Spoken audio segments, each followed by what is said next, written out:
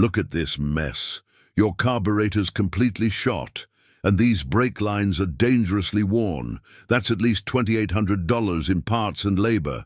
Cash only. No VA benefits accepted here," sneered Jake Mercer, wiping his greasy hands on a rag as he gestured dismissively at Captain Becky, Chen's 2012 Toyota Corolla. The 34-year-old Army veteran, leaning heavily on her carbon fiber prosthetic leg, stared in disbelief at the, quote, triple what the diagnostic check was supposed to cost. "But the check engine light just came on yesterday, and I only brought it in for that," she protested. Mercer's smile never reached his eyes as he replied, "Well, that's what happens when you people try to maintain your own vehicles. Before we jump back in, tell us where you're tuning in from, and if this story touches you, make sure you're subscribed, because tomorrow I've saved something extra special for you."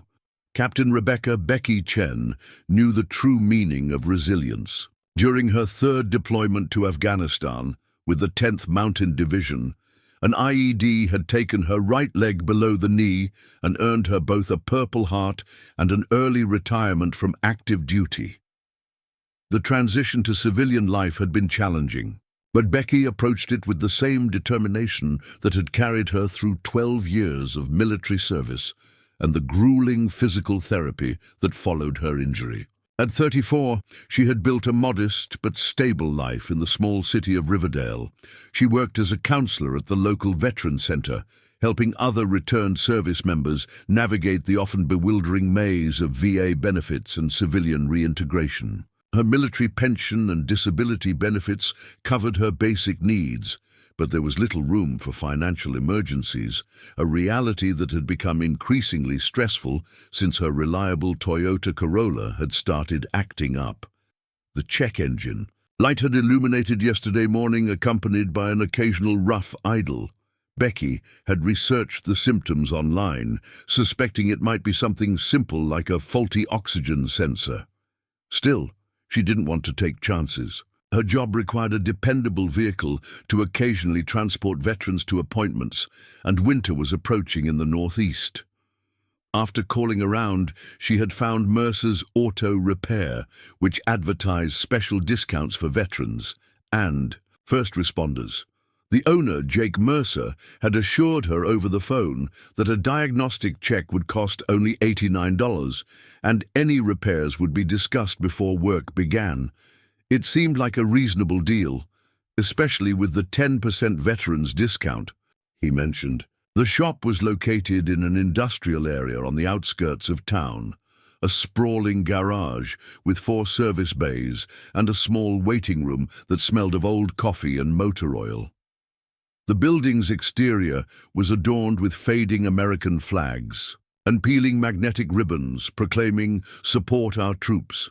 Inside, dusty certificates and service awards covered the walls, creating an impression of patriotic legitimacy. Becky had arrived at her 10 a.m. appointment precisely on time, dressed in jeans and her Veterans Center polo shirt. Despite the autumn chill, she wore shorts that revealed her prosthetic leg, a high-tech carbon fiber model that allowed her reasonable mobility, though extended standing could still become painful after a while. Jake Mercer had greeted her with a perfunctory handshake and a quick glance at her prosthetic, his expression unreadable.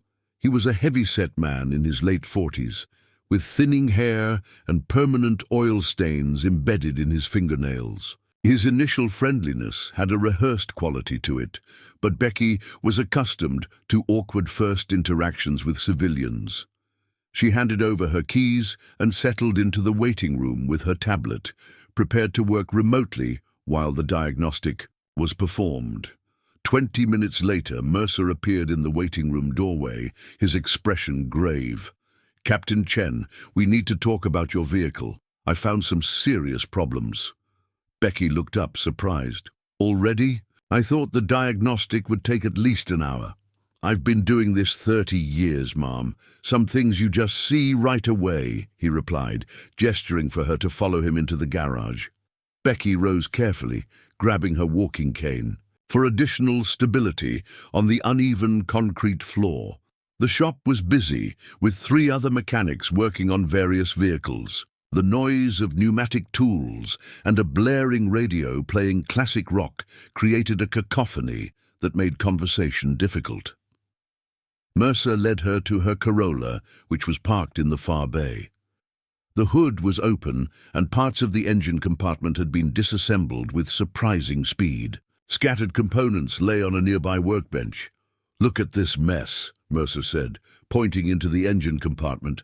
"Your carburetor's completely shot, and these brake lines are dangerously worn. That's at least $2,800 in parts and labor. Cash only, no VA benefits accepted here." Becky stared at him in confusion. "That can't be right. First of all, fuel-injected engines don't have carburetors, and this car has never had any brake issues. And I only brought it in for the check engine light."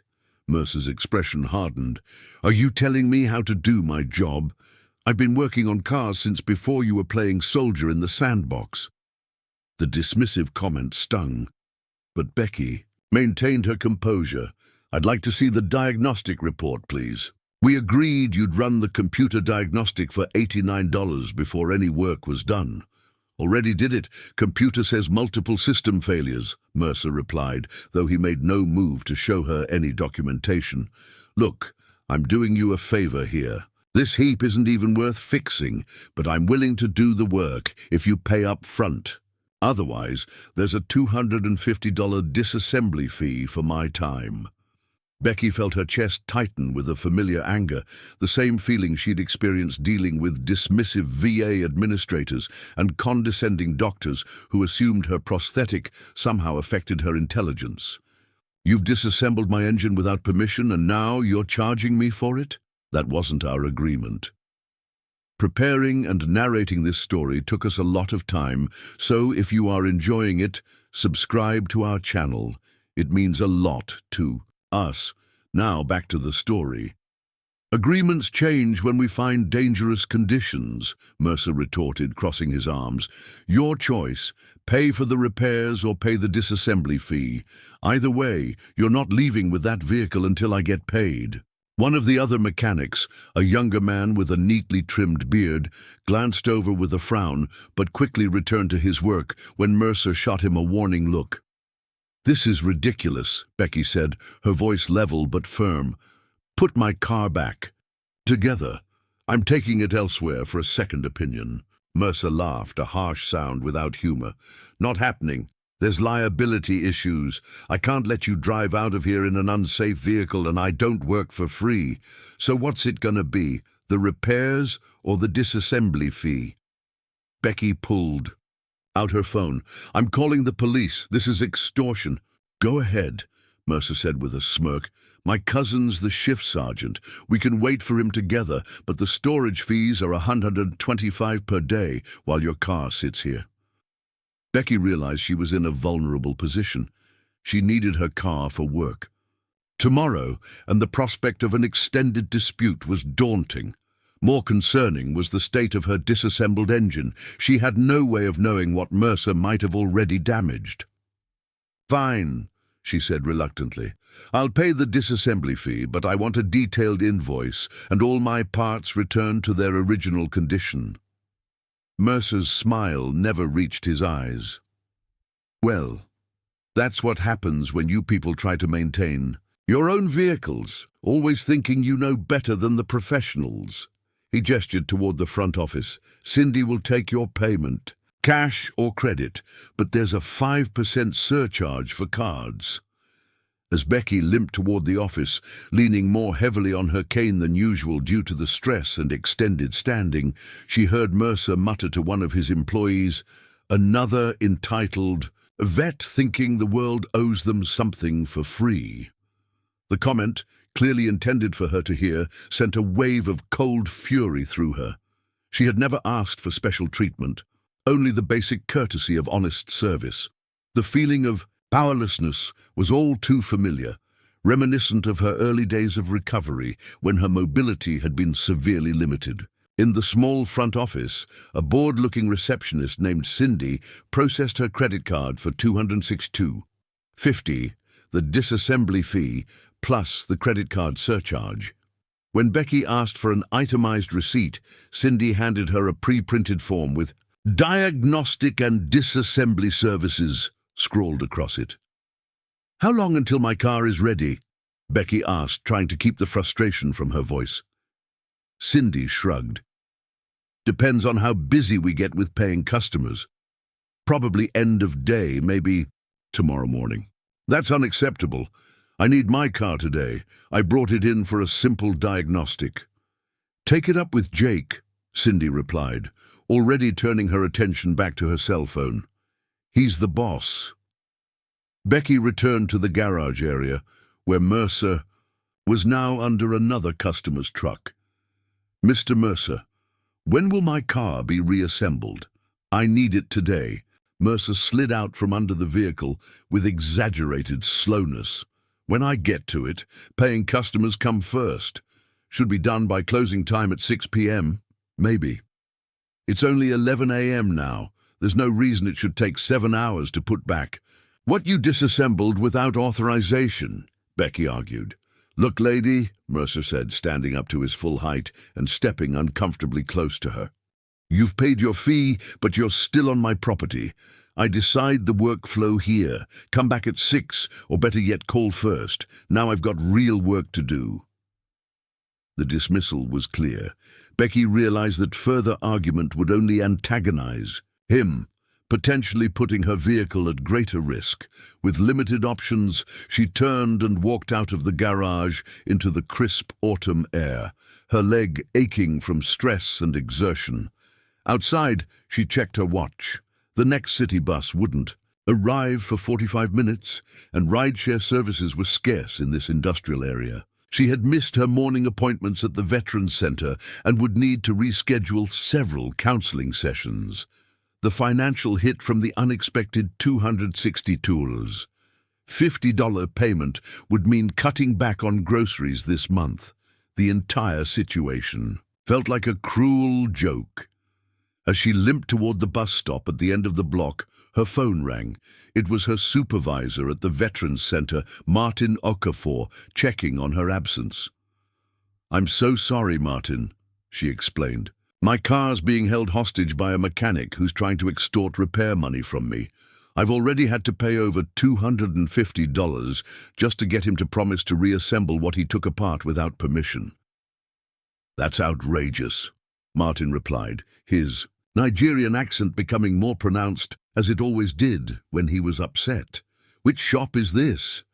"Mercer's Auto Repair on Industrial Boulevard. The owner claims to support veterans, but apparently that's just for the advertising." There was a pause on the line. "Mercer? Jake Mercer?" "Yes, that's him. Do you know him?" "Unfortunately, yes. You're not the first veteran he's pulled this scam on. 2 of our clients reported similar experiences last year, but they paid the inflated repair costs because they didn't know what else to do. We reported him to the Better Business Bureau, but nothing came of it." The knowledge that she wasn't Mercer's first victim, but specifically targeted as a veteran, made the situation even more infuriating. "That's disgusting. He's literally making money by exploiting the people whose service he claims to honor." "It gets worse," Martin continued. "One of our older clients, Mr. Dawson, you know, the Vietnam vet with emphysema, paid Mercer nearly $3,000 for unnecessary repairs. A week later, his truck broke down on the highway. Turned out Mercer had actually damaged the vehicle while pretending to fix it." Becky felt sick. "So he might be damaging my car right now out of spite?" "I wouldn't put it past him. Listen, where are you? I'll come pick you up and we'll figure this out." "I'm at the bus stop near his shop, but don't trouble yourself. I can take the bus to the center." "Nonsense. I'm already grabbing my keys. Stay put."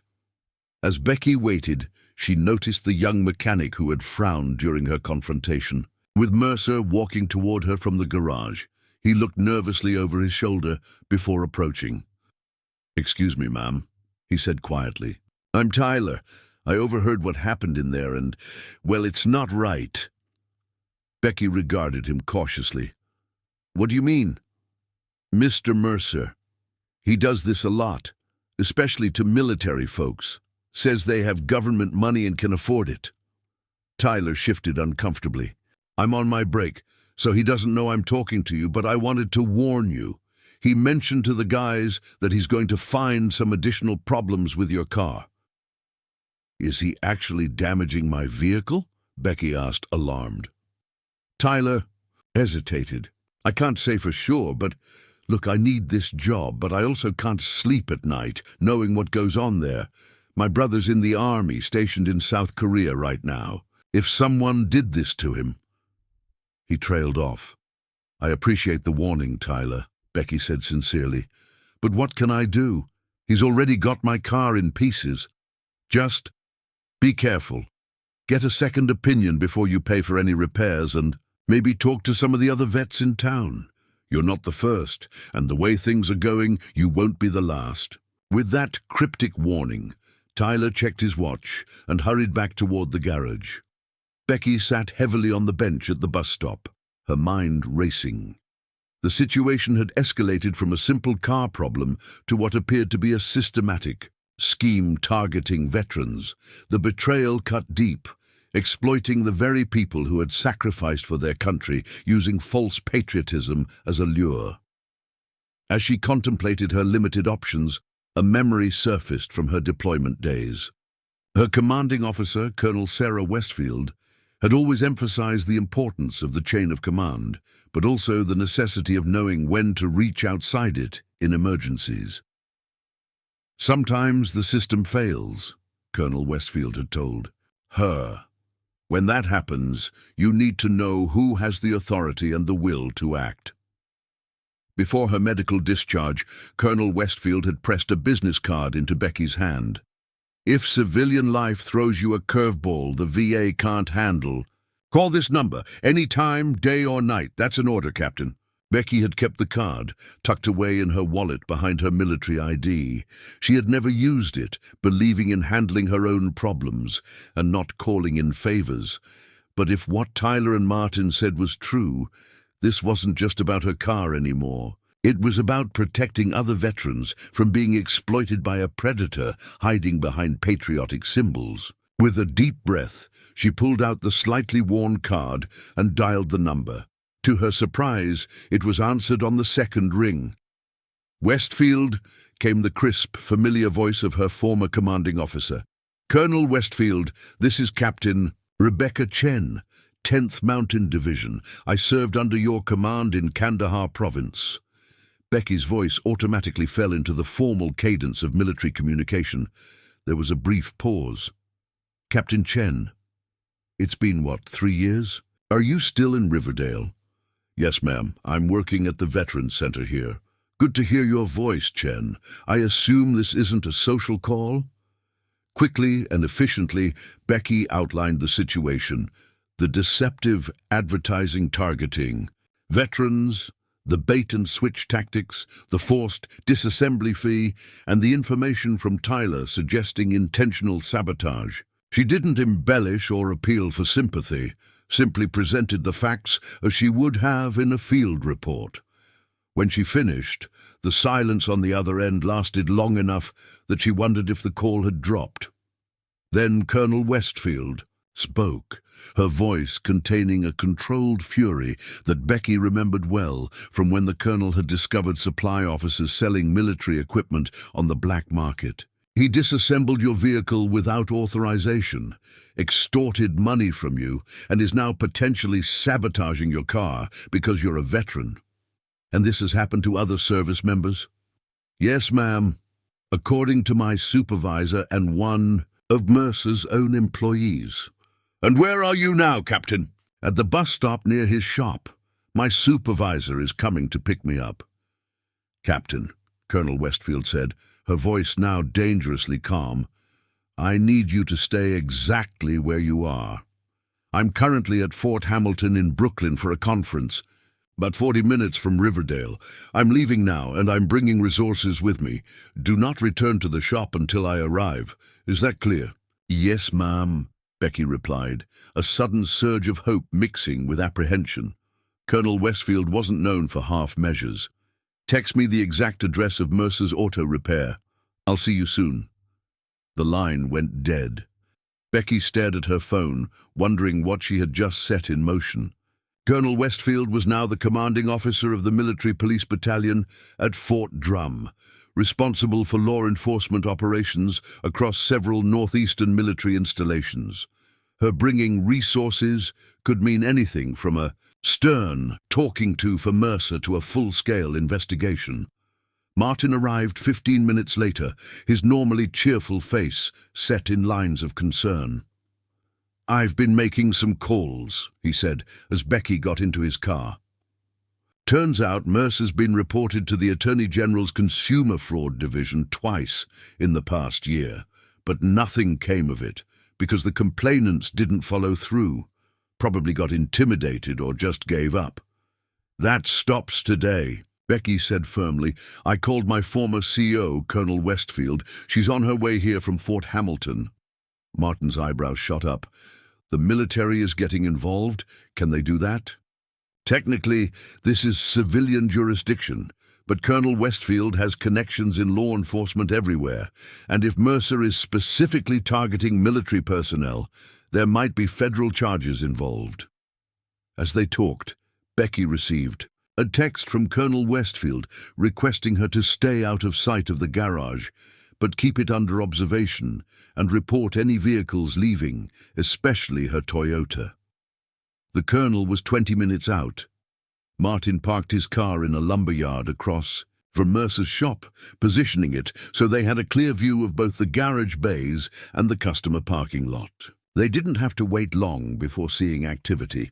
Mercer emerged from the garage with two of his mechanics, gesturing animatedly at Becky's Corolla, which had been moved outside to the side lot. Even from a distance, Becky could see that the hood was still open, with various components clearly missing or disconnected. "What is he doing?" Martin muttered, squinting through the windshield. "I don't know, but I'm documenting everything," Becky replied, using her phone to zoom in and take photos. "Tyler was right. He's definitely not reassembling my car."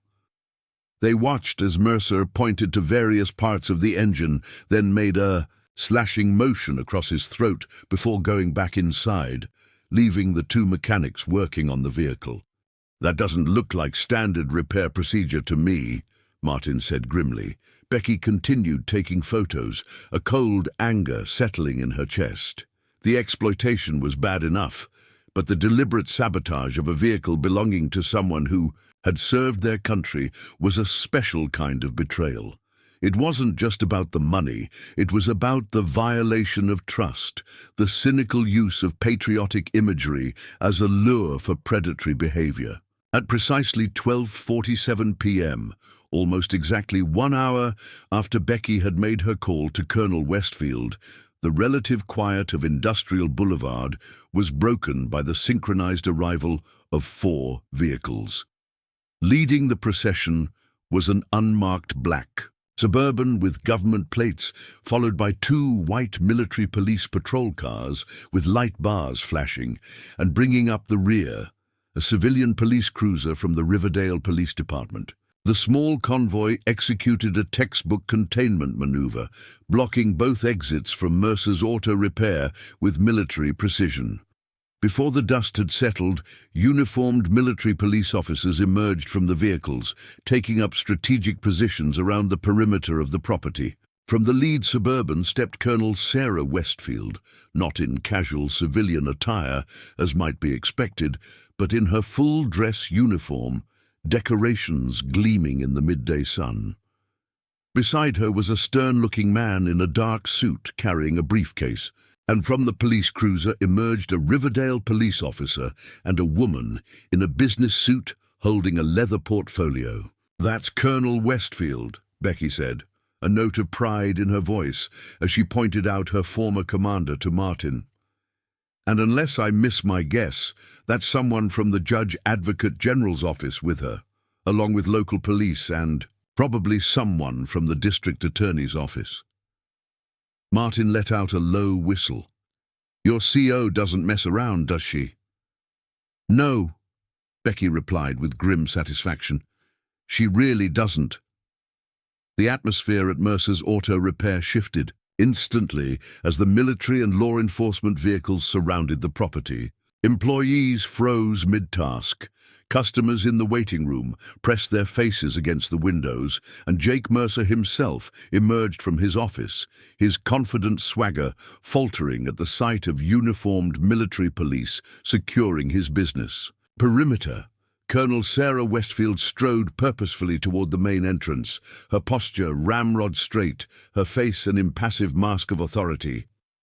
At 52, she carried herself with the unmistakable bearing of someone accustomed to command. Her salt-and-pepper hair was pulled back in a regulation bun, and her eyes, sharp as flint, missed nothing as they scanned the property. "Who's in charge here?" she demanded, though her gaze had already locked onto Mercer, accurately identifying the alpha in this particular ecosystem. Mercer stepped forward, attempting to project confidence despite the sudden pallor of his face. "I am. Jake Mercer, owner and operator. What's this about?" He gestured vaguely at the assembled force. "There's some kind of military vehicle stolen, or something?" Colonel Westfield regarded him with the same expression she might use when examining a particularly disappointing field report. "Mr. Mercer, I'm Colonel Sarah Westfield, commanding officer of the 23rd Military Police Battalion at Fort Drum. With me are Captain Rodriguez from the Judge Advocate General's office, Detective Harkins from Riverdale Police Department, and Assistant District Attorney Michaels." She paused, allowing the weight of these introductions to sink in. "We're here regarding a pattern of fraudulent business practices targeting military personnel, along with potential federal charges for exploitation of veterans with service-connected disabilities. These are serious allegations, Mr. Mercer." Mercer's face shifted through several expressions: surprise, indignation, and finally settling on wounded innocence. "There must be some mistake. I support our troops. Hell, I give discounts to veterans. Ask anyone." The Assistant District Attorney, Eleanor Michaels, stepped forward. "Actually, Mr. Mercer, we have been asking for quite some time. Your establishment has been the subject of multiple consumer complaints to the Attorney General's office. The pattern of those complaints is troubling." "Complaints? Every business gets complaints," Mercer scoffed, but his eyes darted nervously toward the back office. "Customers never want to pay what repairs actually cost. That's not fraud, that's just business." Detective Harkins, a stocky veteran police officer with 20 years on the force, pulled out a small notebook. "Business, huh? Would that business include performing unauthorized work, charging for phantom repairs, and deliberately damaging vehicles to necessitate further service?" "That's ridiculous. Who's making these accusations?" Mercer demanded, his voice rising. Colonel Westfield's gaze remained level. "Captain Rebecca Chen, 10th Mountain Division, 3 tours in Afghanistan, Purple Heart recipient. You currently have her Toyota Corolla in your possession, after charging her an unauthorized disassembly fee of $250. At the mention of Becky's name, Mercer's expression hardened. The lady with the fake leg. She refused necessary repairs that would make her vehicle safe. "I can't legally let unsafe vehicles back on the road. It's a liability issue." "Interesting you should mention liability," Captain Rodriguez interjected, opening his briefcase. "Because we have statements from multiple veterans indicating a pattern of inflated charges, unnecessary repairs, and vehicles returning from your shop in worse condition than when they arrived. This suggests not just civil liability, but potential criminal activity." Mercer's false bravado began to crumble. "Look, there's been a misunderstanding. The Chen woman's car has legitimate issues. I'm trying to help her."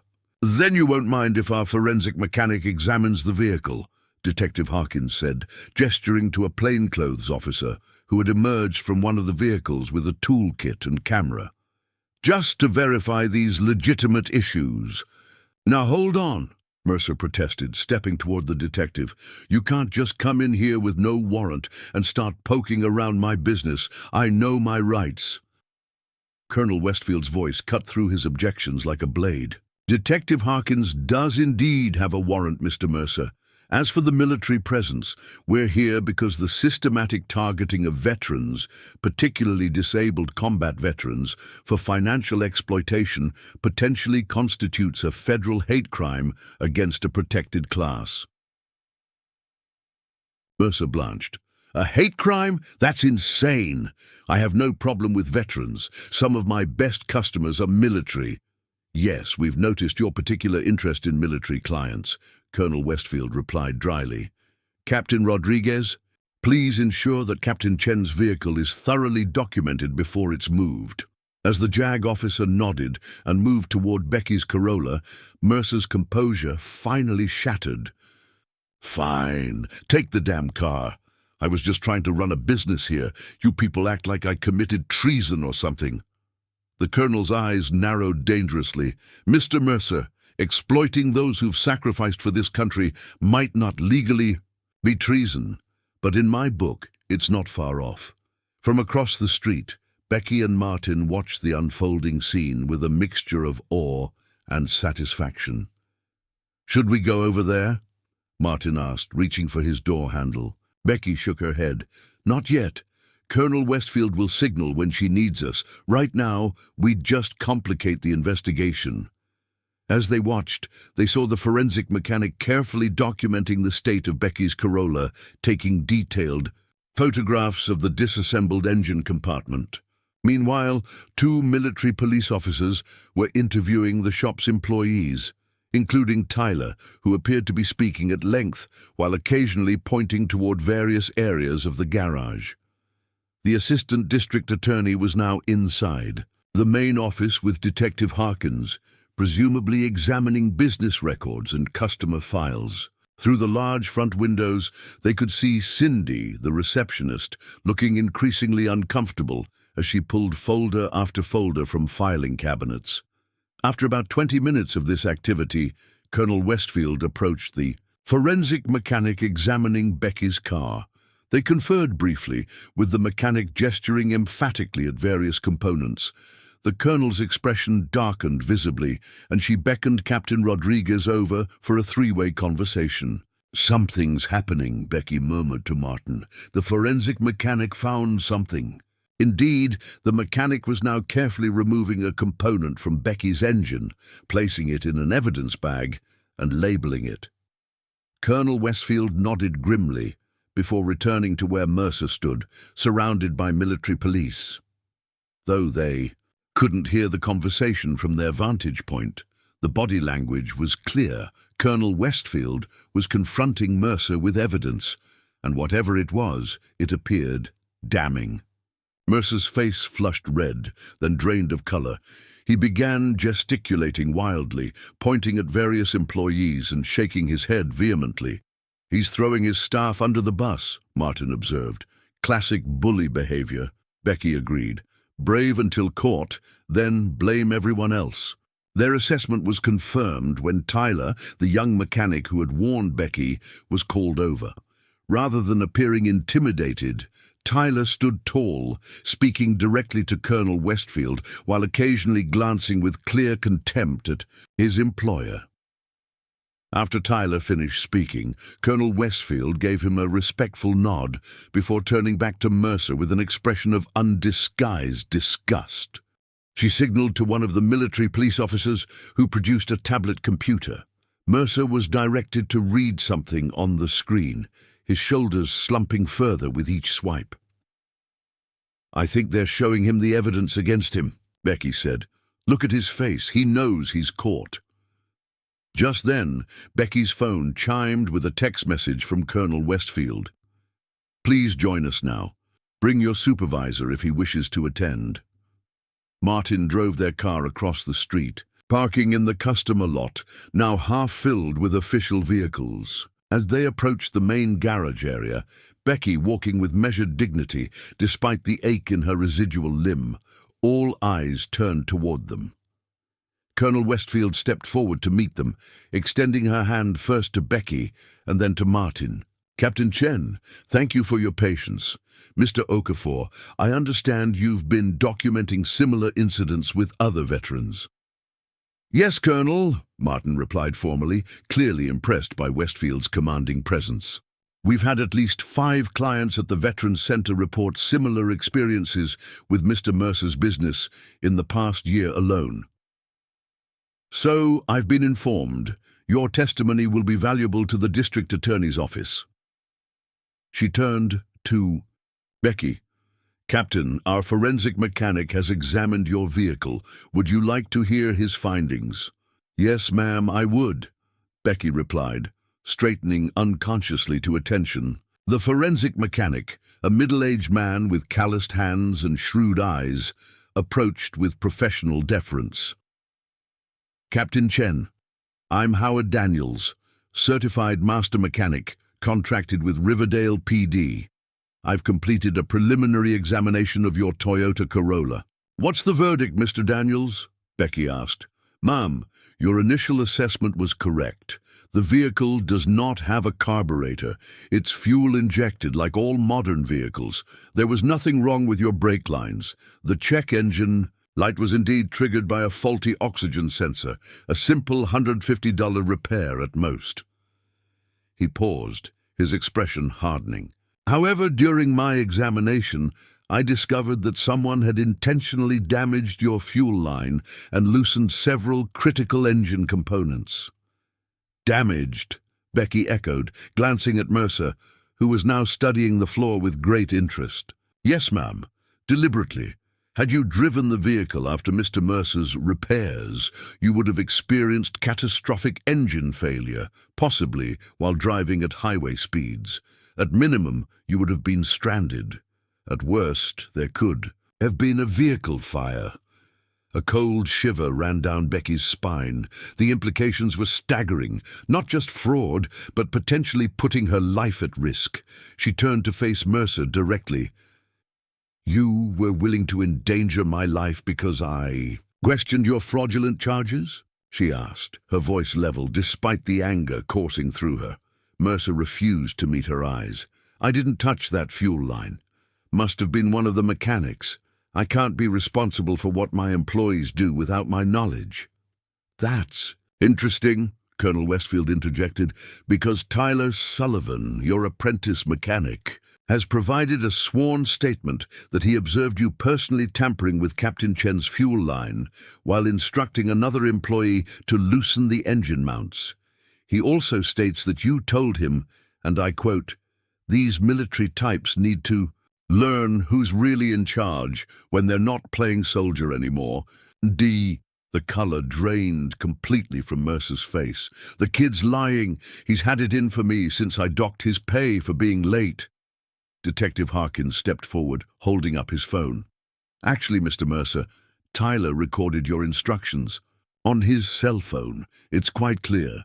Your exact words were, 'Make sure that one-legged army bitch learns her lesson about questioning my expertise.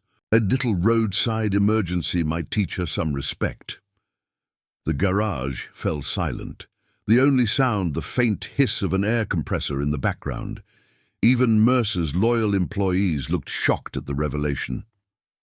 Assistant District Attorney Michaels cleared her throat.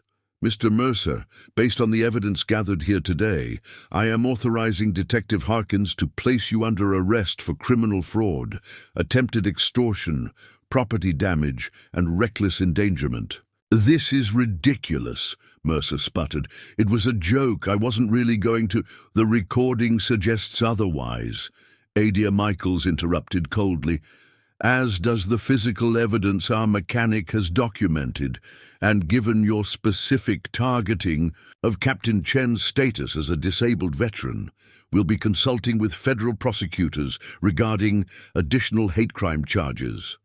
Detective Harkins stepped forward, handcuffs ready. "Jake Mercer, you have the right to remain silent. Anything you say can and will be used against you in a court of law." As Mercer was being read his rights, Colonel Westfield turned to Becky. "Captain, I've arranged for your vehicle to be transported to Wilson's Automotive.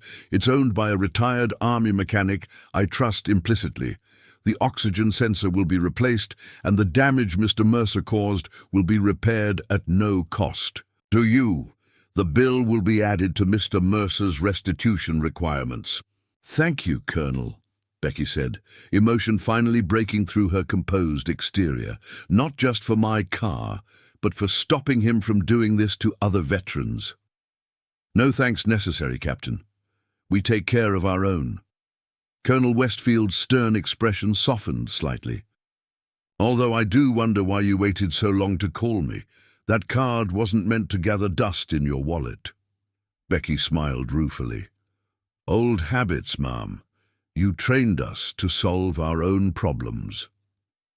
I also trained you to recognize when a situation requires appropriate resources, Westfield countered with a raised eyebrow. Your call today potentially saved other veterans from financial exploitation or worse. That's good soldiering, Captain Chen. As Mercer was escorted to the police cruiser, his shoulders slumped in defeat, Tyler approached Becky nervously. Ma'am, I'm sorry I didn't step in sooner, he said, genuine remorse in his young face. I knew what he was doing was wrong, but I was afraid of losing my job. My brother would be ashamed of me. Becky regarded him thoughtfully. You did step in, Tyler. Maybe not as quickly as you could have, but you made the right choice in the end. That counts for something. Colonel Westfield studied the young mechanic with an appraising eye. Mr. Sullivan, I understand you're a certified automotive technician. Yes, ma'am. ASE, certified in engine repair and diagnostics. Fort Drum is currently seeking civilian mechanics for our motor pool. The pay is good, the hours are regular, and you'd be serving those who serve. If you're interested, Captain Rodriguez can provide you with application details. Tyler's eyes widened. Yes, ma'am. I'd be honored to apply. As the various officials continued their work, securing evidence and taking statements from other employees and customers, Martin pulled Becky aside. This is bigger than we realized, he said quietly. Ada Michaels just told me they've identified at least 27 veterans who were potentially defrauded by Mercer in the past 2 years. They're going to need your help reaching out to them. Becky nodded resolutely. Of course, the Veterans Center can help coordinate. None of them should have to face this alone. That's not all, Martin continued. Apparently Mercer was part of a network of unscrupulous businesses, specifically targeting veterans. The district attorney's office has been building a case for months, but lacked the concrete evidence and testimony from victims willing to come forward. Well, they have both now, Becky said firmly, and they'll have my full cooperation. As the forensic mechanic finished his documentation of Becky's vehicle, now surrounded by yellow evidence markers identifying each point of intentional damage, Colonel Westfield approached with Captain Rodriguez. Captain Chen, there's one more matter we need to discuss, the colonel said. The JAG office has been investigating several businesses suspected of targeting veterans for fraud. Your case may be the key to breaking open a much larger operation. Captain Rodriguez nodded. We believe Mr. Mercer was a relatively small player in a coordinated scheme that extends to at least 3 states. The pattern is identical. Businesses advertise veteran discounts, then systematically overcharge and intimidate. Many victims don't report it because they're either embarrassed or don't know where to turn. That ends today, Colonel Westfield stated with quiet authority. Captain Chen, I'm formally requesting your assistance in this investigation. Your experience, both as a victim and as a Veterans Center counselor, makes you uniquely qualified to help us identify and reach other veterans who may have been targeted. Becky straightened, feeling a familiar sense of purpose flow through her. This wasn't the battlefield she had trained for, but it was no less important. I'm at your service, Colonel. Whatever you need. Excellent. We'll set up a task force. operating out of the Veterans Center, if Mr. Okafor agrees. Military police, JAG, and local law enforcement working together to identify victims and build cases against these predators. Martin nodded enthusiastically. The Veterans Center would be honored to serve as headquarters for this operation, Colonel.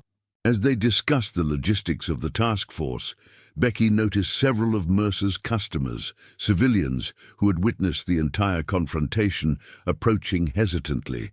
A middle-aged woman stepped forward. "Excuse me, but I overheard what happened. My father is a Vietnam veteran, and I think Mercer may have scammed him too. Last month, Dad brought his truck in for an oil change and ended up paying over $200 for repairs I'm not sure he needed. Ma'am, if you'll provide your contact information to Detective Harkins, we'll follow up with you and your father," Colonel Westfield assured her. Another customer, a young man in his 20s, raised his hand. "My roommate is in the National Guard. Mercer charged him $3,500 for a transmission rebuild that another shop later said was completely unnecessary. The car broke down 2 weeks later." One by one, civilian customers came forward with similar stories. Not all veterans themselves, but connected to military members who had fallen victim to Mercer's predatory practices. The pattern was becoming increasingly clear and far more widespread than anyone had initially suspected. Detective Harkins approached, tucking his notebook into his pocket. "Colonel, we've completed our preliminary search of the office records. It appears Mercer kept a separate ledger for military customers, with notations indicating how much extra he charged them above standard rates. In some cases, the markup was as high as 300%. Targeting the defenders of this nation for systematic exploitation," Colonel Westfield said, her voice tight with controlled anger. "I want the full weight of military and civilian justice to fall on everyone involved in this scheme." Neil. As the investigative team continued gathering evidence, a tow truck arrived to transport Becky's damaged Corolla to Wilson's Automotive. The forensic mechanic had carefully secured all loose components to prevent further damage during transit. "Your car should be ready by tomorrow afternoon, Captain," he assured Becky. "I've spoken with Mr. Wilson, and he's clearing his schedule to handle the repairs personally." "Thank you," Becky replied, watching as her vehicle was winched onto the flatbed. What had begun as a simple check engine light had uncovered a conspiracy that potentially affected hundreds of veterans across multiple states. The thought was both disturbing and galvanizing. Colonel Westfield joined her, observing the tow truck secure the vehicle. "This is just the beginning, Captain. We've cut off one head of the Hydra today, but there are more out there. Are you prepared for what comes next?" Becky met her former commander's gaze with renewed determination. "With respect, Colonel, I've faced IEDs and Taliban ambushes. A few crooked mechanics don't scare me." A rare smile crossed Colonel Westfield's face. "That's the spirit, Captain. The battle may have changed, but the mission remains the same. Protect our people at all costs." As they watched Mercer being driven away in the police cruiser, his business now swarming with investigators and his reputation in tatters, Becky felt a profound sense of justice, not just for herself, but for every veteran who had been exploited when they were vulnerable, who had served their country only to be preyed upon by those hiding behind false patriotism. The fight was far from over, but today marked a significant victory. And as Colonel Westfield had reminded her, no soldier, past or present, should ever have to fight alone. The next morning dawned bright and clear over Riverdale, a stark contrast to the storm of activity unleashed by the events at Mercer's Auto Repair. Becky arrived at the Veterans Center earlier than usual, her borrowed staff car from Fort Drum gleaming in the morning sun. Colonel Westfield had insisted on providing transportation until her Toyota was repaired, and the military police motor pool had delivered the vehicle to her apartment the previous evening. The Veterans Center, normally a quiet haven of support and resources, had transformed overnight into a bustling command center. The conference room now featured multiple workstations, secure phone lines, and a large evidence board covering one wall. Military personnel in uniform worked alongside plainclothes investigators, creating an atmosphere of focused determination. Martin greeted Becky at the door, looking simultaneously exhausted and energized. "You've started something remarkable," he said, handing her a cup of coffee. "We've had 37 calls since the news broke last night, 37 veterans coming forward with similar stories about Mercer and other businesses." "The news broke?" Becky asked, surprised. "I didn't see anything on TV. Not mainstream media yet," Martin clarified, leading her toward the conference room. "But veteran networks move fast. Someone posted about Mercer's arrest on the local VFW Facebook page, and it spread like wildfire. Veterans talking to veterans, the power of community." Inside the conference room, Becky found Colonel Westfield in conversation with Captain Rodriguez and several new faces, a mix of military and civilian law enforcement. The colonel acknowledged Becky with a nod before continuing her briefing. "The pattern is consistent across all reported cases," she was saying, gesturing to the evidence board. "Businesses advertise special discounts for military personnel, creating an initial trust relationship. Once they identify a customer as military, particularly disabled veterans with predictable income from benefits, they escalate to increasingly fraudulent practices. In Mercer's case, we've documented a clear progression from minor overcharging to outright dangerous sabotage. The sabotage appears to be reserved for those who question or resist the initial fraud," added Captain Rodriguez, tapping a section of the board where photos of damaged vehicles were displayed. "It's both retaliatory and intended to create repeat business." A civilian woman in a FBI windbreaker raised her hand. "We're seeing connections to at least 7 other repair shops in 3 states. Same MO, same targeting criteria, same escalation patterns. Some have formal business relationships with Mercer, others more informal connections." Colonel Westfield noticed Becky standing by the door. "Captain Chen, join us. Agent Foster was just explaining the interstate dimensions of this case." Becky moved to the front of the room, feeling the eyes of the assembled team upon her. It was a familiar sensation from her military briefings, but the context was entirely different. "Captain," Agent Foster continued, "your case has provided us with the concrete evidence we needed to move on several long-term investigations. The recording made by Mercer's employee explicitly connects the sabotage to your status as a disabled veteran. That elevates this from simple fraud to a potential hate crime targeting a protected class." Becky absorbed this information, a mixture of emotions washing through her: anger at the systematic exploitation, satisfaction that justice was in motion, and a fierce determination to protect others from similar treatment. "What can I do to help?" she asked simply. Colonel Westfield gestured to a workstation set up in the corner. "You're our bridge to the veteran community, Captain. We need someone they'll trust to take their statements, someone who understands both military experience and civilian transition challenges, someone who's been in their boots." "And faced the same exploitation," Martin added. Becky nodded, understanding the role immediately. Veterans were often reluctant to report being victimized, particularly those from older generations who viewed asking for help as a sign of weakness. Having someone who shared their experience, both of service and of being targeted, would make all the difference. "I'll need to reschedule my counseling appointments," she said, already mentally reorganizing her calendar. "Already done," Martin assured her. "The VA has authorized emergency reassignment of your duties to support this task force. They're sending 2 additional counselors to handle your regular caseload." The meeting continued with assignments distributed and investigation parameters established. Becky was paired with Detective Harkins from Riverdale PD, creating a military-civilian team to interview local veterans who had come forward. Similar teams were being dispatched to neighboring communities, creating a net to catch all those involved in the fraudulent network. As the briefing concluded, Colonel Westfield pulled Becky aside. "A word, Captain."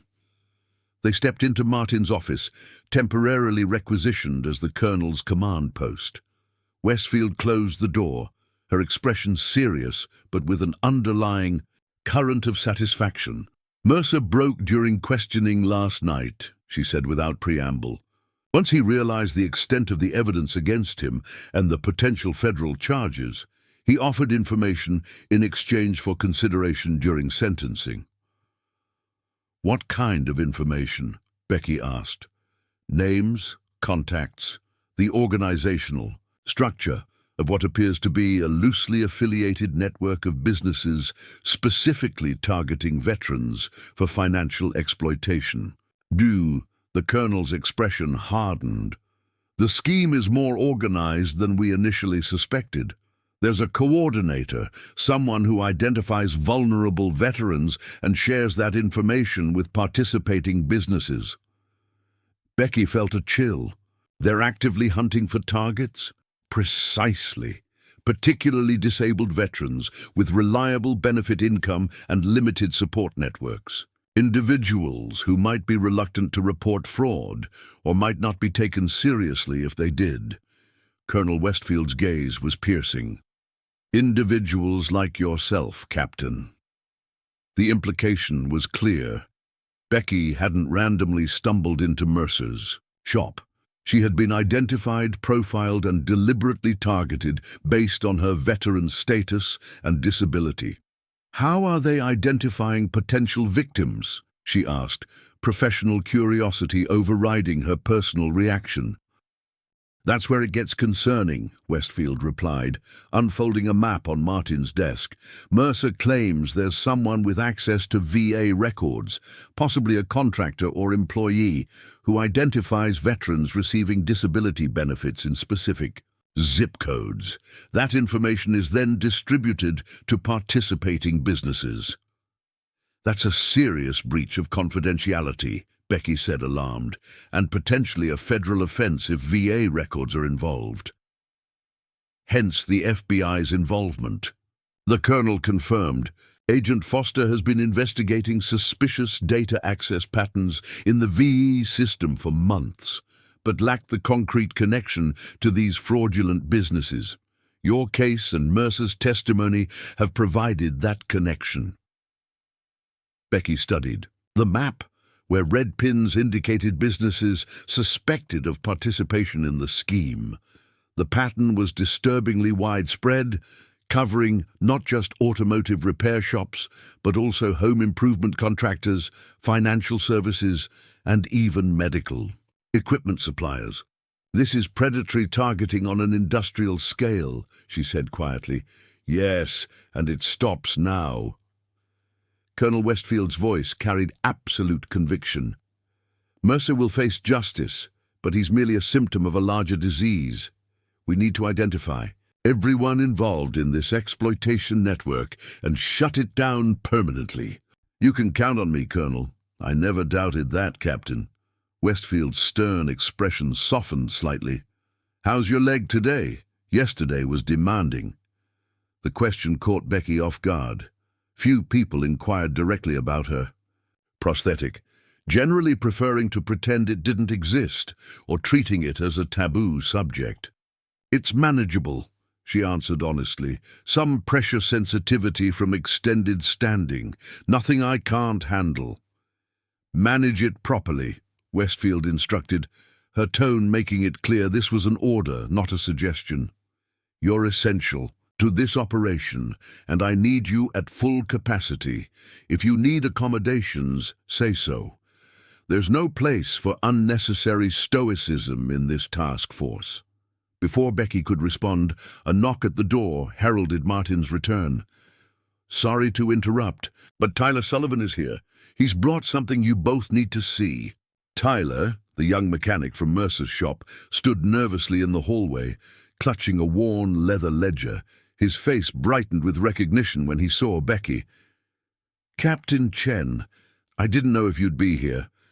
I found something after the police left yesterday."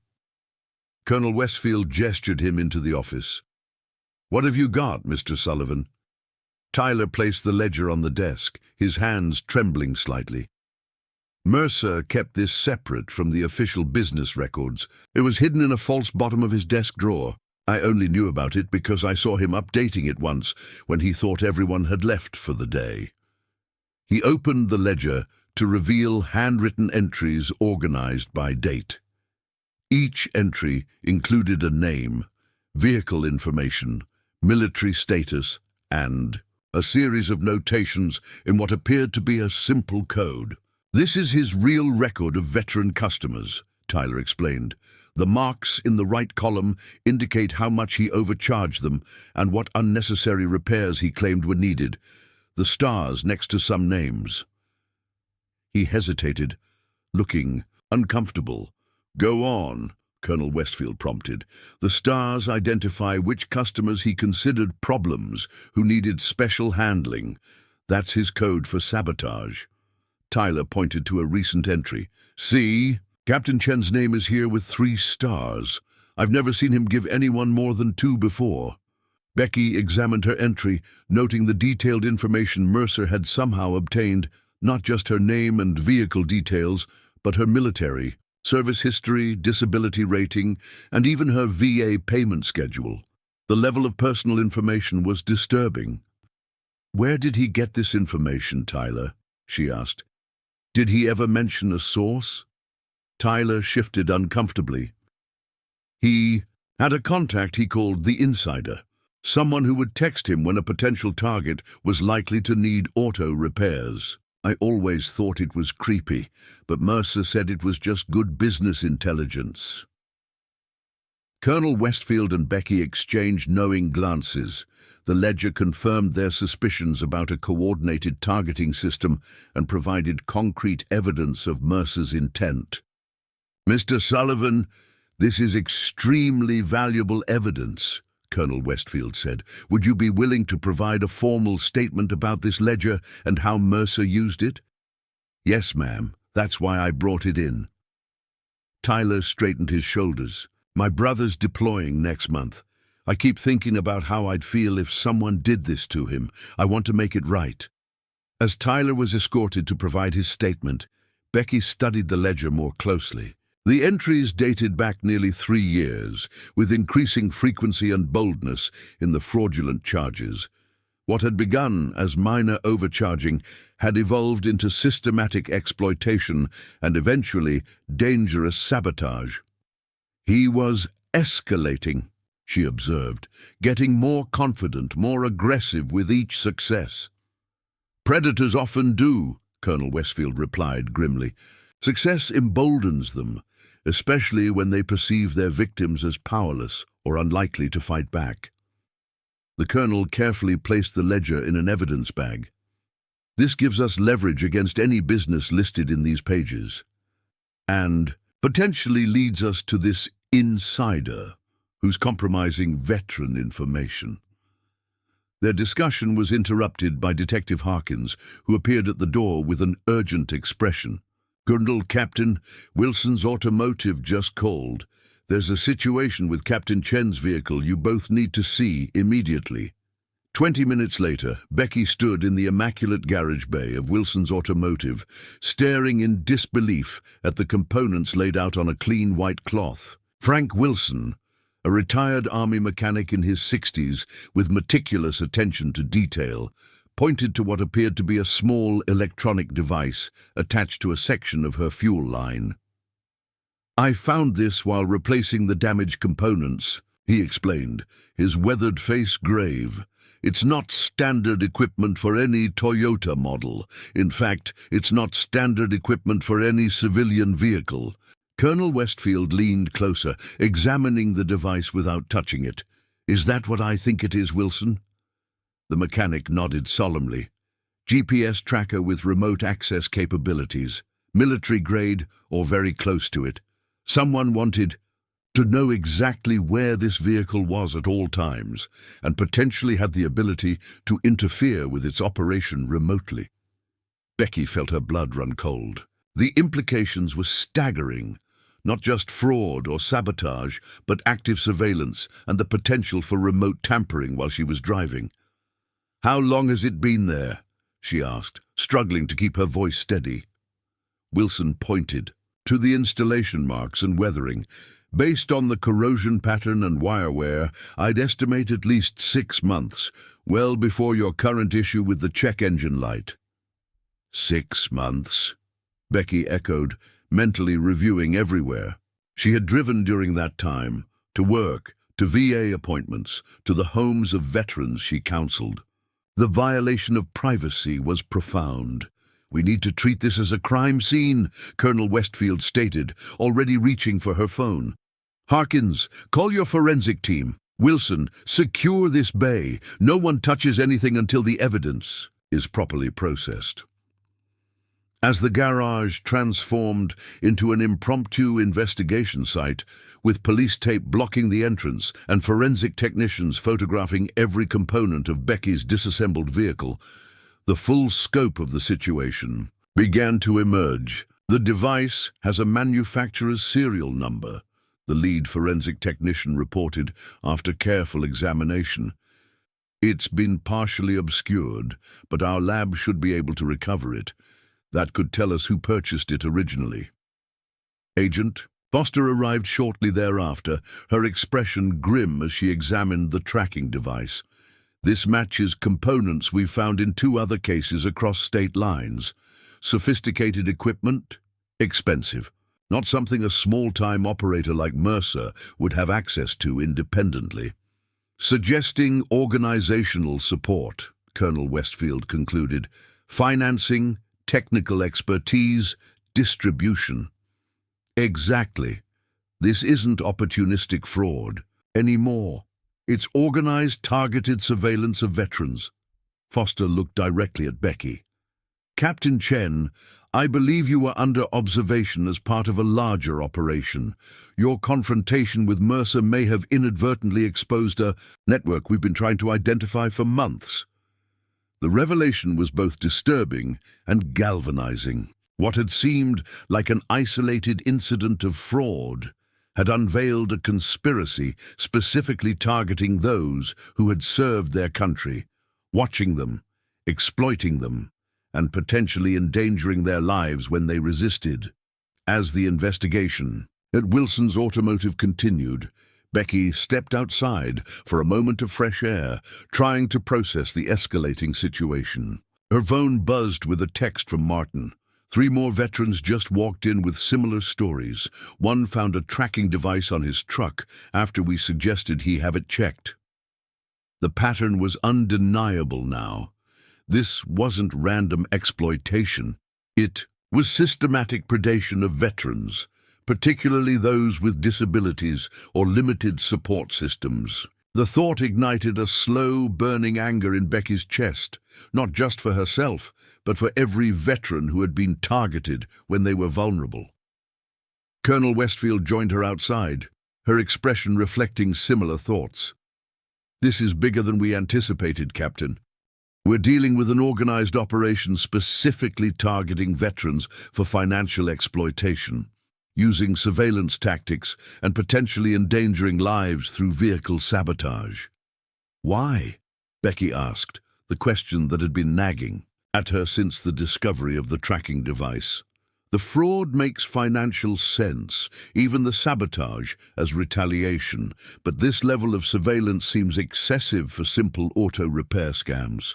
"That's the question that concerns me as well," Westfield admitted. "The resources devoted to this operation suggest motives beyond immediate financial gain. We need to understand what they're really after." Their conversation was interrupted by Frank Wilson, who emerged from the garage with a grave expression. "Colonel, Captain, there's something else you should see." Back inside, the forensic team had completed their initial examination of the tracking device and moved on to a thorough inspection of the entire vehicle. On a workbench lay several components removed from various locations in Becky's Toyota. "We found 3 more devices," the lead technician explained, pointing to small electronic units of varying designs. Different makes, different capabilities, but all serving similar surveillance functions. One for location tracking, one monitoring the vehicle's electronic systems, and one— he hesitated, glancing at Wilson. "One with audio recording capabilities," Wilson finished, his expression thunderous, positioned under the dashboard, likely capturing conversations inside the vehicle. Becky stared at the collection of surveillance equipment in stunned silence. The invasion of privacy was staggering. Unknown individuals had been tracking her movements, monitoring her vehicle systems, and potentially listening to her conversations for months. "Who does this?" she finally asked, her voice tight with controlled anger. "Who puts this much effort into monitoring veterans?" "Someone with resources, technical capability, and a compelling motive," Colonel Westfield replied, her analytical mind already assessing the implications. "This level of surveillance suggests something beyond opportunistic fraud. They're gathering intelligence, potentially exploiting vulnerabilities for purposes we haven't yet identified." Agent Foster carefully bagged each device for transport. "To the FBI forensic lab. The sophistication varies. Some of these are commercially available, others are more specialized. The combination suggests multiple parties with different technical capabilities contributing to the same operation." "A network," Becky concluded. "Not just Mercer and a few crooked mechanics, but an organized effort with specialized roles and shared targets." "Precisely," Colonel Westfield confirmed, "and your confrontation with Mercer may have disrupted one node of that network, exposing the larger operation to scrutiny." As they discussed the implications, Detective Harkins approached with his phone extended. "Colonel, we just got a report you need to hear." Another veteran, Michael Cortez, brought his truck to be checked after hearing about Captain Chen's situation. Wilson's competitor found similar tracking devices. When Cortez went home afterward, he discovered his apartment had been broken into. "Was anything taken?" Westfield asked sharply. "That's the strange part," Harkins replied. "According to Cortez, the only things disturbed were his military service records and VA benefit documentation. The intruders went through his files, but left valuables untouched. The pieces were starting to form a disturbing pattern. Veterans under surveillance, their vehicles sabotaged when they resisted exploitation, and now targeted theft of military and VA records. Whatever this network was pursuing went beyond simple financial fraud.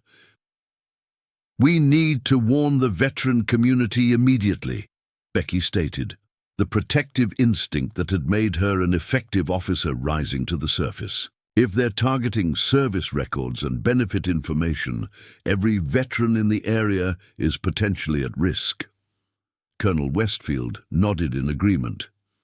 Captain Rodriguez is already drafting a security bulletin for distribution through official channels, but we need to reach those who might not be connected to formal veteran organizations. The Veterans Center can help with that, Becky offered. We have contact information for hundreds of local veterans, including many who don't regularly engage with the VA or veteran service organizations. Good. Coordinate with Martin to initiate those communications immediately. Westfield turned to Agent Foster. In the meantime, I want protection details for any veterans who have already been identified as targets or who have come forward with information. Already in motion, Foster confirmed. We're establishing safe houses for those at highest risk, particularly individuals with disabilities who might have difficulty evacuating quickly if threatened. As the various team members dispersed to execute their assignments, Becky remained momentarily beside her disassembled vehicle, contemplating the electronic eyes and ears that had been secretly monitoring her for months. The violation was profound, but the emerging response was heartening. A coordinated effort across military and civilian agencies to protect those who had served. What had begun as a simple automotive dispute had unveiled a conspiracy that extended far beyond Riverdale, targeting veterans at their most vulnerable. But in exposing this network, Becky had also activated a powerful counter-response, a community of former warriors and dedicated public servants united in their determination to protect their own. As she prepared to return to the Veterans Center, to begin contacting potentially vulnerable veterans, Becky felt a renewed sense of purpose. This wasn't the battlefield she had trained for, but the mission was no less vital, defending those who had defended their nation, ensuring that their sacrifices were honored rather than exploited. The fight was just beginning, but for the first time since discovering Mercer's fraud, Becky felt the momentum shifting. Whatever this network's ultimate purpose, they had made a critical miscalculation. They had assumed veterans were isolated, vulnerable targets. They were about to discover the enduring truth that had sustained military units through countless challenges. Veterans are never truly alone, and the bonds of service never really break.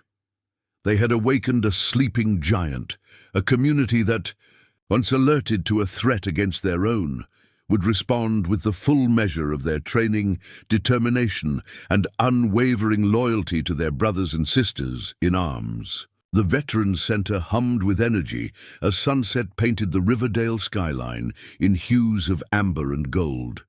For the past 36 hours, the Joint Task Force had operated at maximum capacity, processing information from dozens of veterans who had come forward after hearing about Mercer's arrest. The evidence board now overflowed with connections, timelines, and identified targets, telling a story of systematic exploitation that spanned far beyond a single corrupt auto shop. Becky stood before the assembled team, her exhaustion masked. By the fire of determination burning within her, sleep had been scarce since the discovery of the surveillance devices in her car, but adrenaline and purpose kept her focused. The conference room was packed, military personnel, FBI agents, local law enforcement, and civilian prosecutors all waiting for her briefing. We've identified 53 veterans in the immediate area who have been targeted by this network, she began, gesturing to the map displayed on the large screen behind her. Each red marker represents a confirmed case of fraud, overcharging, or sabotage. Yellow markers indicate veterans who discovered surveillance devices on their vehicles. After our security alert went out, the map told a disturbing story. Clusters of markers around VA facilities, veteran housing communities, and rehabilitation centers. The targeting was deliberate, strategic, and chillingly efficient. The pattern suggests coordination between multiple businesses, Becky continued, advancing the slide to show a web of connections. Auto repair shops, home improvement contractors, financial services companies, and even some medical equipment suppliers, all offering special deals for veterans, all engaging in systematic overcharging and fraud. Colonel Westfield stepped forward. Based on financial records obtained through warrants, we've traced payments between these businesses to a central shell company, Patriot Ventures LLC. This entity appears to serve as both a clearinghouse for the fraudulent proceeds and a distribution point for the surveillance equipment. Agent Foster added, forensic analysis of the devices recovered from Captain Chen's vehicle and others has yielded partial fingerprints and DNA evidence. We've identified 3 individuals with prior connections to defense contractors who may be involved in supplying the technology. Detective Harkins joined them at the front of the room. Local interviews have revealed that many of these businesses began targeting veterans approximately 3 years ago, shortly after a regional veterans conference held at the Riverdale Convention Center. We believe this may have been where initial recruitment into the network occurred. Becky advanced to the next slide, displaying a photograph of a distinguished-looking man in his 50s wearing an expensive suit. This is Lawrence Vance, CEO of Vanguard Assistance Programs. His company has contracts with the VA to provide transition services for veterans entering civilian life. According to financial records, Vanguard made substantial investments in Patriot Ventures LLC over the past 3 years. And Vanguard has access to veteran records through their VA contracts, Colonel Westfield noted, her expression grim, including disability ratings, benefit schedules, and contact information. The pieces were falling into place. A network specifically designed to identify vulnerable veterans, track their movements, gain their trust through false patriotism, and then systematically exploit them financially. When veterans resisted, the exploitation escalated to dangerous sabotage. "But why?" asked one of the junior military police officers. "This seems like an awful lot of effort and risk just to overcharge for car repairs and home improvements." It was the question that had been haunting Becky since the discovery of the surveillance devices. The level of organization and resources devoted to this operation suggested motives beyond immediate financial gain. "That's what we couldn't understand initially," she acknowledged, "until we started analyzing the specific veterans being targeted." She gestured to Martin, who distributed folders to the key team members. "These files contain profiles of the veterans most intensively targeted by the network," Becky explained. "Look at the common factors. All have service-connected disabilities. With regular benefit payments, many live alone or have limited family support. Most importantly, all have security clearances from their military service, with over 60% holding clearances of secret or higher." Captain Rodriguez from JAG leaned forward, scanning the profiles with increasing concern. "They're not just after financial gain. They're harvesting identities and background information from veterans with security clearances." "Precisely," Colonel Westfield confirmed. "Identity theft is lucrative in itself, but stolen identities from individuals with verified security clearances are exceptionally valuable in certain markets. They can be used to create false credentials, gain access to secure facilities, or establish credibility for various types of fraud." Agent Foster nodded grimly. "We've seen similar operations targeting government employees and contractors. The security clearance aspect makes this a potential national security issue, not just fraud." Becky advanced to the final slide, which displayed a timeline of the investigation and planned operations. "Based on the evidence gathered, we're ready to move to the next phase. With warrants approved for all identified businesses in the network, we'll execute coordinated raids tomorrow morning at 0600 hours. Colonel Westfield took over, detailing the operational plan. "Military police will support FBI and local law enforcement at each location. Our primary objectives are to secure evidence, identify additional victims, and apprehend key personnel before they can destroy records or flee." As the briefing concluded and team members dispersed to prepare for the morning's operations, Becky found herself momentarily alone at the evidence board, studying the faces of veterans who had been targeted, men and women who had served their country honorably, only to be exploited upon their return to civilian life. A photo of Michael Cortez caught her eye, a former Marine whose apartment had been broken into after he discovered surveillance devices on his truck. Unlike many victims who had been intimidated into silence, Cortez had immediately come forward, providing crucial evidence that helped establish the pattern of targeted surveillance. Colonel Westfield joined her at the board. "You're thinking about Cortez?" Becky nodded. He didn't hesitate. Even after his home was violated, he stepped up to help other veterans. That kind of courage deserves recognition. "It will receive it," Westfield assured her.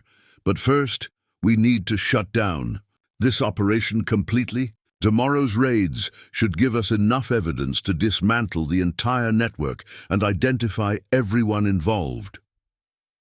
What about Vance? Becky asked, glancing at the photo of the Vanguard CEO. The financial connections are clear, but we haven't established his direct involvement in the surveillance and sabotage. That's our priority target, Westfield confirmed. Agent Foster has a team dedicated specifically to Vanguard headquarters.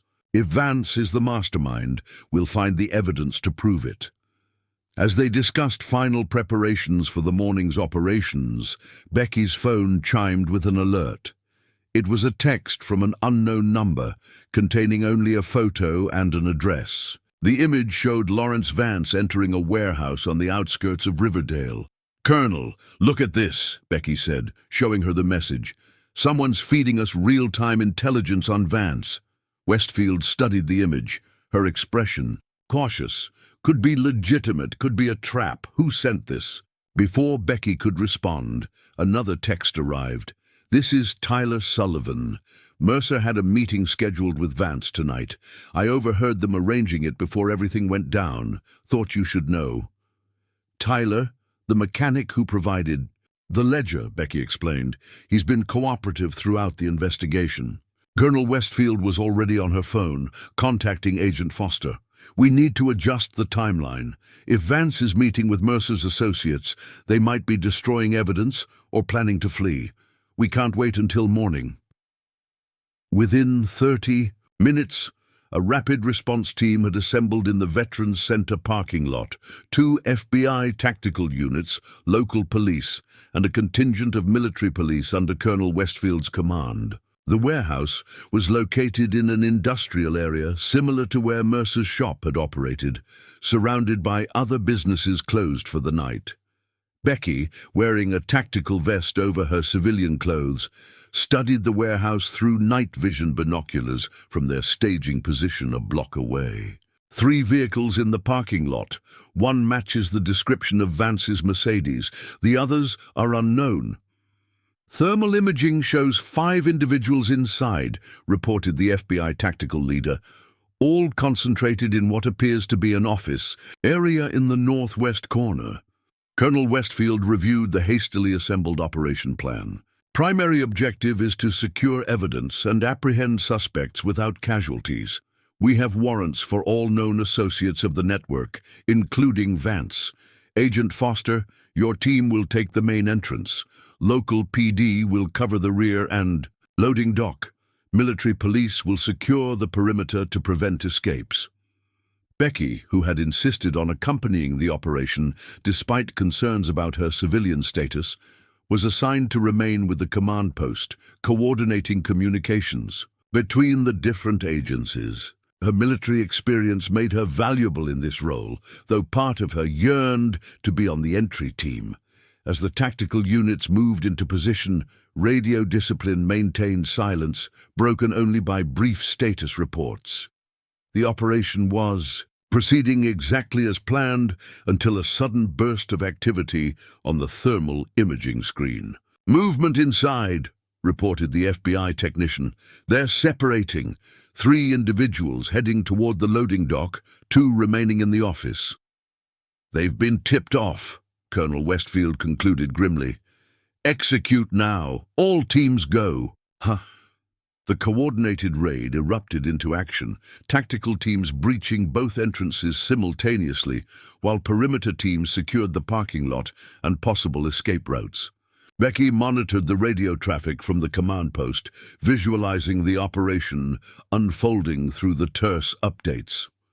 "FBI Team Alpha, main entrance secure, proceeding to office area. Local PD at loading dock, 3 suspects attempting to flee, ordering them to stop. Military police, east perimeter, 1 suspect approaching in vehicle, deploying spike strip." The operation was unfolding rapidly, with teams encountering both cooperation and resistance. Becky's heart raced as she tracked the movements on the tactical display, identifying each team's position and status. "Shots fired at loading dock. Officer down." The transmission sent a jolt of adrenaline through the command post. Colonel Westfield immediately responded, "All teams, be advised. Armed resistance at loading dock. Approach with caution. Medical team deployed to loading dock." Entrance. Becky's training kicked in as she coordinated the medical response, ensuring the injured officer received immediate attention while maintaining the integrity of the operation. The next minutes were a blur of activity, with tactical teams securing different areas of the warehouse and detaining suspects. FBI Team Alpha, office area secure. 2 suspects in custody, including Lawrence Vance. Evidence appears intact. Multiple computers and file cabinets containing what looked like veteran profiles. A surge of satisfaction washed through Becky at the news. Vance, the suspected mastermind, was in custody, and crucial evidence had been secured. The network that had exploited so many veterans was being dismantled in real time. Military police, East Perimeter. Vehicle disabled. Suspect in custody, identified as Edward Merritt, CFO of Vanguard Assistance Programs. One by one, the suspects were apprehended and the warehouse secured. The injured officer, thankfully, had sustained only a minor wound when one of the fleeing suspects fired wildly before being subdued. As the operation transitioned from tactical raid to evidence collection, Becky received permission to enter the warehouse with Colonel Westfield to observe the secured scene. What they found inside exceeded their expectations. The warehouse office contained wall-to-wall filing cabinets filled with detailed profiles of veterans, service records, medical information, benefit schedules, and most disturbing of all, surveillance. Reports documenting their daily routines and vulnerabilities. Computer systems hummed with databases linking veterans to specific businesses in the network, tracking revenue generated from each target. In a separate room, they discovered what appeared to be an assembly station for the surveillance devices, found in veterans' vehicles. Components were neatly organized in bins, with partially assembled units arranged on workbenches. "This is a full-scale operation," Agent Foster observed as her team catalogued the evidence. "Industrial-level exploitation targeted specifically at veterans." Lawrence Vance, handcuffed and seated under guard in the main office, maintained a posture of indignant denial despite the overwhelming evidence surrounding him. "This is a misunderstanding," he insisted when Colonel Westfield approached. "Vanguard Assistance Programs helps veterans transition to civilian life. We're the good guys." "Save it for your arraignment," Westfield replied coldly. "The evidence speaks for itself. Exploiting the very people you claimed to serve. There's a special place waiting for you, Vance." As FBI evidence technicians continued processing the scene, they made another significant discovery, a hidden room accessed through a false wall in the main office. Inside were racks of computer servers and communication equipment far more sophisticated than would be needed for a simple fraud operation. "This is military-grade encryption technology," noted the FBI's cyber specialist. "They were accessing and transmitting secure data. This goes well beyond identity theft or financial fraud." Agent Foster examined the equipment with growing concern. "We need to get our cybersecurity team in here immediately. This has all the hallmarks of a foreign intelligence operation using the veteran exploitation network as cover." The implications were staggering. What had begun as an investigation into a corrupt auto mechanic had unraveled a conspiracy that potentially threatened national security. By targeting veterans with security clearances, the network had created a pipeline of valuable intelligence that could be exploited by various actors. As dawn broke over Riverdale, casting long shadows through the warehouse windows, the full scope of the operation became clearer. Coordinated raids across 3 states had resulted in 37 arrests, the seizure of thousands of documents, and the disruption of what investigators now believed was a sophisticated intelligence-gathering network disguised as veteran support services. Back at the Veterans Center, Now serving as the Joint Task Force headquarters, Becky studied the updated evidence board with a mixture of satisfaction and concern.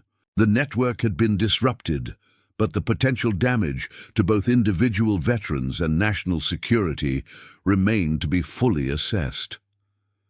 Colonel Westfield joined her, fresh from a debriefing with senior FBI officials. Preliminary analysis confirms our suspicions.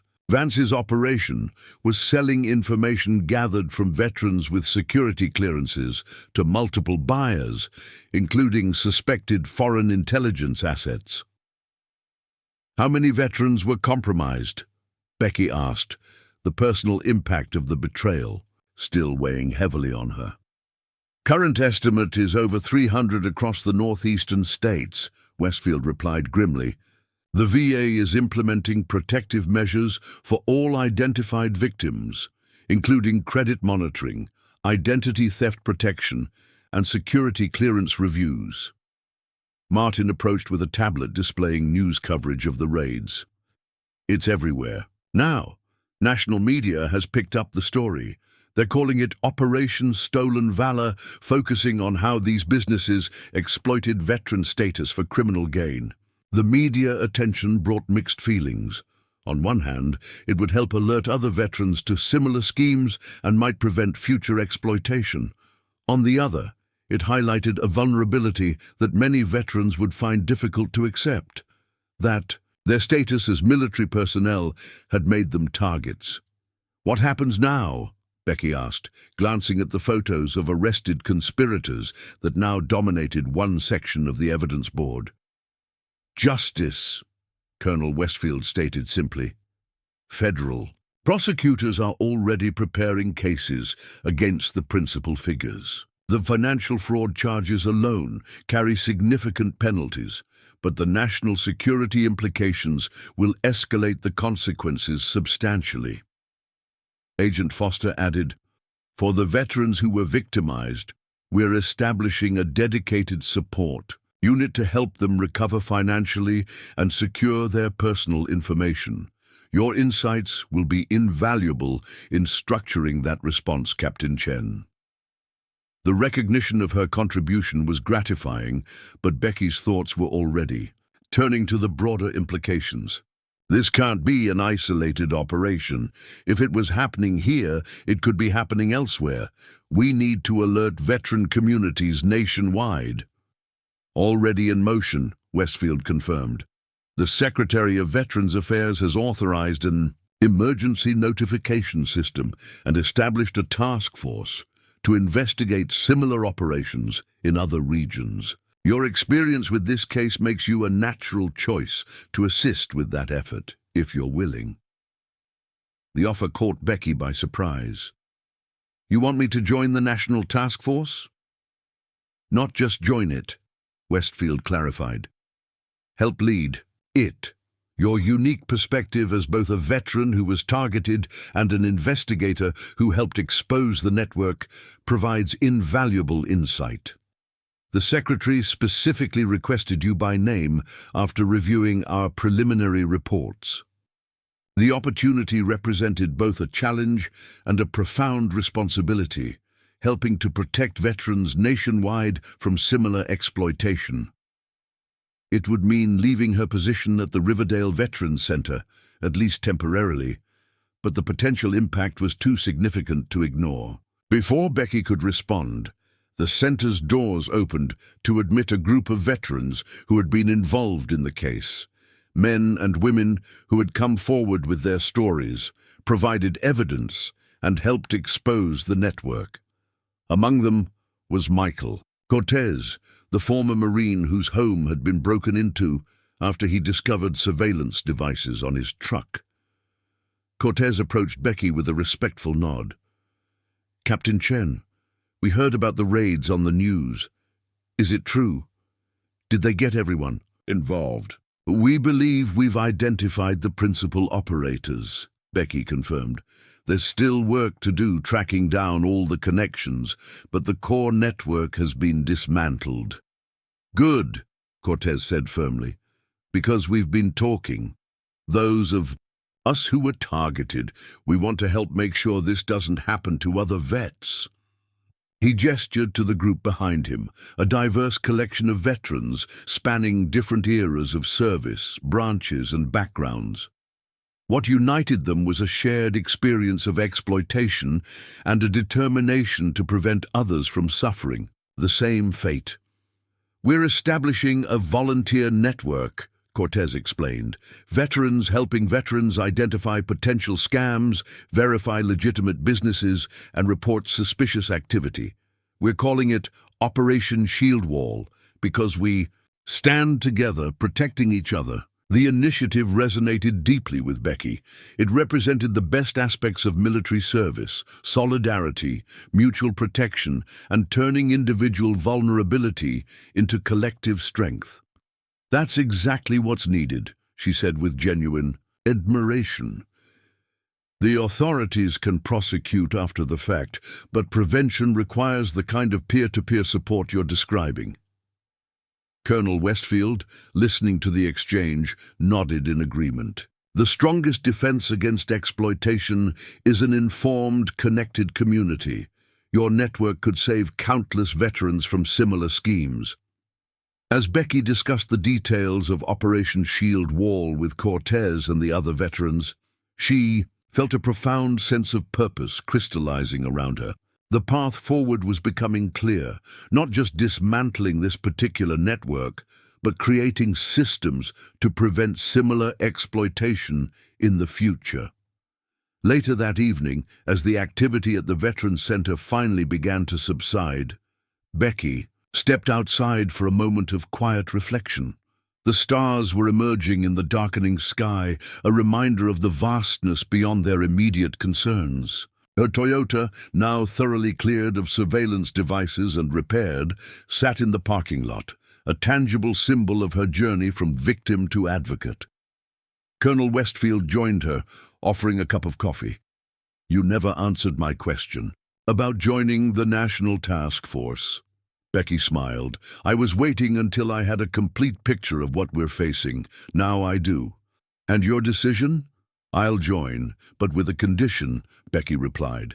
"I want Operation Shield Wall integrated into the effort, veterans working alongside officials, bringing their unique perspective and connections to the mission."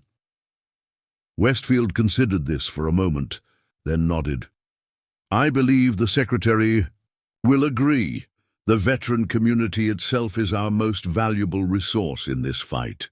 As they discussed the logistics of the expanded mission, Becky's phone chimed with a news alert. The headline read, "Mechanics Fraud Exposes National Conspiracy Targeting Veterans, Military and Federal Authorities Dismantle Exploitation Network."